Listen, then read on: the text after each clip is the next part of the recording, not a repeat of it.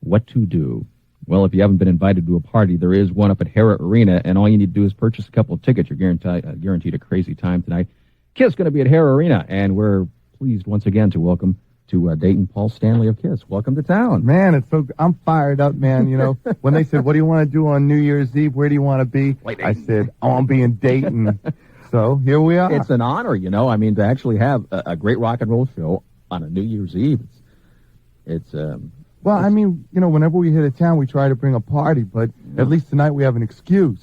So when people say, well, why are you getting this crazy, and why are you doing this, and why you got all the bombs and the fire and all this stuff, well, we can say it's New Year's Eve. Exactly. And on New Year's Eve, anything goes. Well, welcome. It is a pleasure to have you, and we've had you in town before, and we know what to expect, and we're going to have a blast tonight. So no excuse not to have anything not to do. I think... Go ahead. Well, it's real fun. I don't mean to interrupt you, but that's what I'm here to do. A lot of confusion that, I guess, because you have been on tour for, about a month and a half or so now, and you've been doing some dates with White Lion and with Ted Nugent. Yeah, Ted's been out. The paper says that Ted was going to open up tonight. I guess he was originally, but he's doing the New Year's show up in That's right, Detroit. He's in Detroit. I think, actually, what got confused is everybody knows who Big Red is in town. That seems to be the problem. People were expecting Ted, but it's Big Red. Red that is opening up. We're hoping to get part of her audience into our show and just see how much culture shock we can possibly bring into Dayton. Got a crazy hair, dude. I'm telling you, that looks like my hair, actually. She is actually playing next door to you in the Winterland tonight, so it's drive carefully. There's going to be a lot of cars out there tonight. Welcome to town. You have the 22nd album of your career out. Yeah, but who's counting? Wow. There's very few bands that can boast about having those, and it just seems that constantly you're putting out something new, something innovative, something fresh, and you have another one. Well, what it really comes down to is every time we hit the road, we keep a diary. Mm-hmm. And then when we get off tour, we have to put that diary to music. And each album is usually a musical diary of what happened the year before. So there's always reason, as long as you keep going, as long as you got a reason to live, you got a reason to play, and you got a reason to write another album. Reason to live. That's right. Originally, it wasn't going to be called, why am I drawing a blank here all of a sudden? I'm not going to help you. What do you think this is, Password? Crazy Nights. Originally, it was going to be called Who Dares Wins. Right. Why the change? There was so many, what's interesting is when you're in a band like us, anything you do suddenly becomes public knowledge. At one point we thought about calling the album Who Dares Wins, so all of a sudden there were magazines saying Who Dares Wins. Then we said, hey, wouldn't it be funny to call the album Condemnation? And all of a sudden all the papers picked up KISS is calling the album Condemnation. Mm-hmm. The only thing that we knew from beginning to end was that we were going to have great songs on the record. Yeah. And that didn't change. Title may change, but the stuff's still there. It's like you can paint a car any color you want, but the horsepower is what's going to keep it going. And we got a nice, fancy, bright color on the outside, but we got a lot of chrome and a lot of horsepower, and we're here to win the race tonight. Okay, wow. You guys keep a lot of, I would assume, very busy when you're not doing tours. I think the thing that comes to mind is Gene Simmons. Get ready to dance, everybody, yeah. Rock Commander is a celebration of rock and metal culture. Manage your own rock bands, connect with a passionate community, and experience exclusive collaborations with real bands like American Chaos and Adam and the Metal Hawks.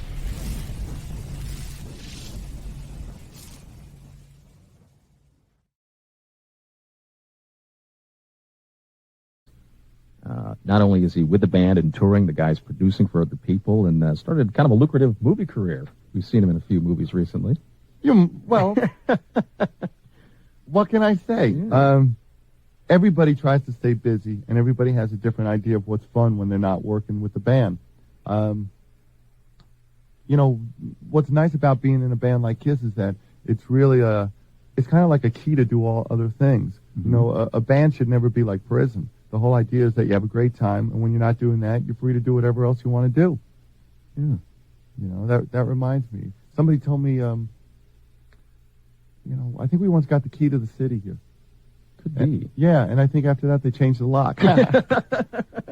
Well, apparently it was stated once that a long time ago, when you were first starting out, you had sometimes problems getting a place to play unless it was like a real dump or something. And they said, well, yeah, you can play if you want. We're going to pay you $10. So you just decided to start throwing your own dances. Yeah, we figured if we were going to play dumps, we might as well put up the money and own the dump. You know? So we wound up playing in these hotels in 42nd Street down in Times Square. Right. And most of the clientele were either coming to see the rock and roll show that we were putting on or paying a visit to the women on the third floor. You know, but it was either way, you got tricked. I don't know. That's a good one. I like that. You, they were also recently stating somewhere that, I guess in Russia, Yeah. they've been condemning the music, and which they do a lot out there. Yeah. What's your whole I don't know. opinion You of know, that? it's real interesting when you're the people who seem to get picked out of the whole bunch. Mm-hmm. I don't know whether it's a compliment or a disgrace. I mean, it's kind of like an honor.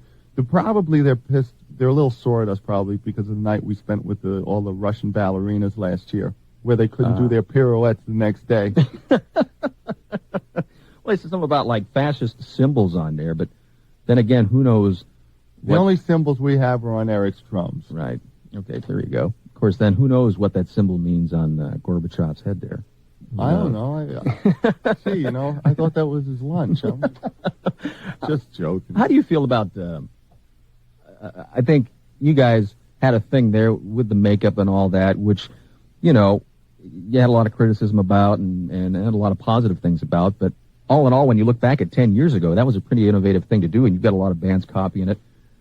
Twisted Sister, the Crew a little bit, Poison's a good example. How do you feel about people kind of copying what you did?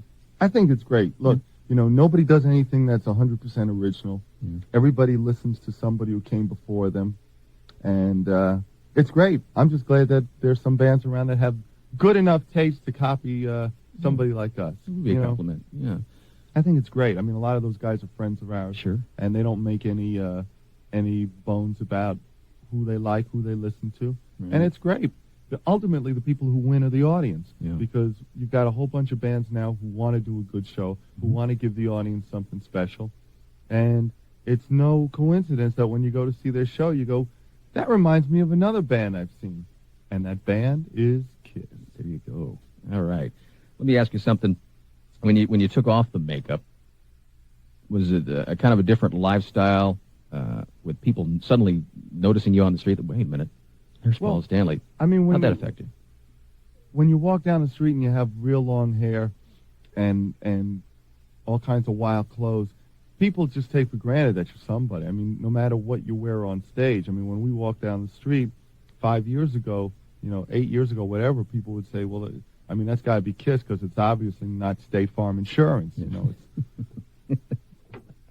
I have State Farm, though. All right. I'll tell you what. Why don't we jump into a tune or two here? You stick around for a while? You betcha. All righty. Maybe if people want to stick around, maybe we'll give away some tickets or something. Yeah, let's give away some tickets right. to some lucky listeners. In fact, why don't we do that now? We'll give away 2 pairs right now. Sounds Get a good. chance to talk with Paul for a minute. We'll delve into a couple songs, come back. We're counting down the top 105. We will continue with that in a few. In the meantime, welcoming KISS to Harry Arena tonight. Reason to Live on TUE. 104.7 WTUE, Dayton, Springfield, rocking and rolling all night. That's bound to happen on New Year's Eve, I would imagine. A couple of KISS there for you on our Friday, New Year's Eve. Once again, welcome to Paul Stanley in the studios here at WTUE. We're glad you're with us for New Year's. Do you usually play shows on New Year's, or? Yeah, we usually try to find, I mean, unless we find a city we really want to play, then we stay home or we go out with our friends. But Dayton's always been real cool to us. I mean, as far back as I can remember, Harry Arena's always been wild. Yeah. It's more like a barn than it is like a coliseum, so people tend to act more like animals than they do like the rappers. Okay. We'll stick around for a second. Let's first take a look at traffic here. This is our wild man locally here, Major Dixter Hale. Paul Stanley, can you stick around a few more minutes? You betcha. We'll be right back. Station, glad you're with us for our Friday. Maybe heading home here to celebrate your New Year's Eve. Do drive carefully, especially if you're heading out to Harrah. Going to be a lot of traffic out there tonight because we've got a big show. Paul Stanley in the studio with us. Once again, thanks for coming to town and coming down. I know you guys, you travel and you got to find that sleep and the rehearse and what have, but... Yeah, it's a tough life, I just can't seem to stop crying. Would you do anything else? I mean... What else is there? Yeah. It's like somebody's got to lead the parade, and I'm real good with the baton. So there I am at the front. What would you do if Say there was no such thing as rock and roll, and if you had to find a job right now, what kind of job would you be interested in doing? I'd probably become, I'd probably want to become Vanna White's corset. I don't know. I've thought about that myself a few times. Speaking of corsets, let's talk about giant brassieres for a second. Yes, let's talk about giant brassieres. I heard somewhere that a over-the-shoulder boulder holder to the Bra Museum of Fredericks of Hollywood. That's an interesting way of... That's a bra for you people who... Yeah. What exactly was the story on that? Well, there was a museum that Within opened... the limits. Of course, L.A. being what it is, you never know what they're going to do. So they opened up a museum there of brassieres. Shows you just how cultural that place is. And we decided to donate a bra, like the bra of the unknown KISS fan, because we never get invited to like Live Aid or any of that stuff, because we're not a very cool band. We're not considered, the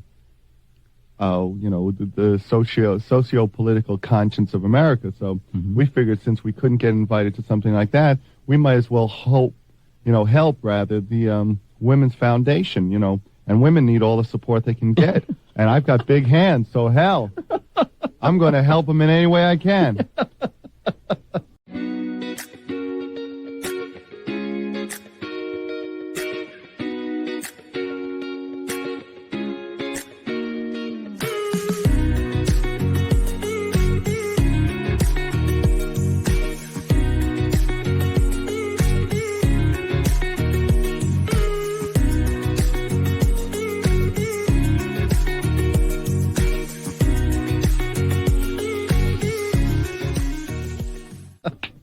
All right, bravo. You guys got a video out, too, KISS Exposed. Tell us a little bit about what we can find as that. Is that kind of a behind-the-scenes of the band?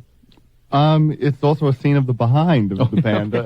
There's all kinds of stuff. There's vintage footage of the band, live stuff from anywhere from like 1974 up to recently.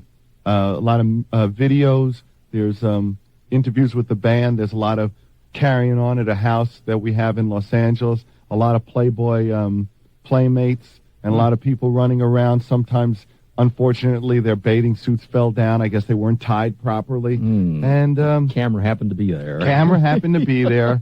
And whenever they yelled cut, I took the girl in the next room to help her readjust. Okay. But it's nice, wholesome entertainment for a family. I don't know whose family, there. like a Manson family. Maybe. What? Little music interspersed in there, too. There's lots of music. Okay. There was a lot of music that didn't even make it onto there.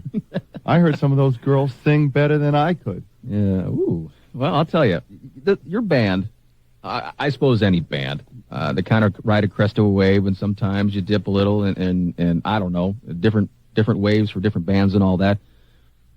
Bands thought of as being hip, and then it's not, and then it is, and you try and ride the crest of the wave. But you guys have had an audience a hardcore audience has stuck with you for years and years, a very eclectic crowd. Well, we don't try to change for trends. We've always been KISS. We do what we do. We do what we enjoy, and basically, since we're no different than the people that come to see us, that's nothing that's going to change. I mean, what's fun is going to be fun in 5 years, was fun 5 years ago.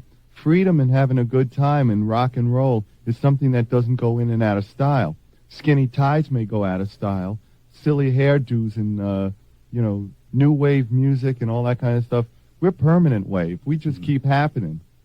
I guess 22 albums. You're doing Can't argue with something it. right. No. When you get on stage, one question here, as we think about getting you onto the stage for this evening, what goes through your mind? How do you psych yourself up? You walk up on the stage. Do you have, I know you probably have a certain routine, or the order of the songs are set, but then again, maybe not. Do you improvise a lot? Well, I walk out on stage, I look at some of the women, I go, this butt's for you. Okay. And you're holding up a cigarette at the time, right? Yeah. Okay. I turn around and moon them. Okay. Before we let you go here, we got a letter which just came in. This is how kind of an avid fan your band has. This is from their mother, who listens to us all the time until they wouldn't let them listen to the radio at work and all that. Until she heard me, and now she's saying Junior's not going to go to the KISS show. Well, actually, she bought him some tickets. It's his birthday today. His name is Jerry. And he said, if there's anything you could do, maybe you could just say happy birthday to Jerry. Happy birthday to you. Happy birthday to you. Ow! Yeah. Happy birthday, dear Jerry. Happy birthday to you. We'll autograph one of these albums for him, too. Absolutely. Okay. I appreciate you coming by. Man, it's been a thrill, and the thrill is yet to come. You bet. Hair Arena tonight, and Chastain, a good Cincinnati band opening up. For sure. Quite a good guitarist. Hot guitar player. Yes. I think it's going to be a fun night, and a good time will be had by all. Well, I don't really try and fill it up. You want to give away a couple more pairs? Yeah, let's give away some more tickets. A couple more pairs of tickets. 457-6777. Talk to Paul for a minute. Thank you very much, and Happy New Year to you. You too. And we'll see you this year, and we'll see you next year. That's right. Sure. We're going to hang around till next year. Okay. Thanks for coming by. All right.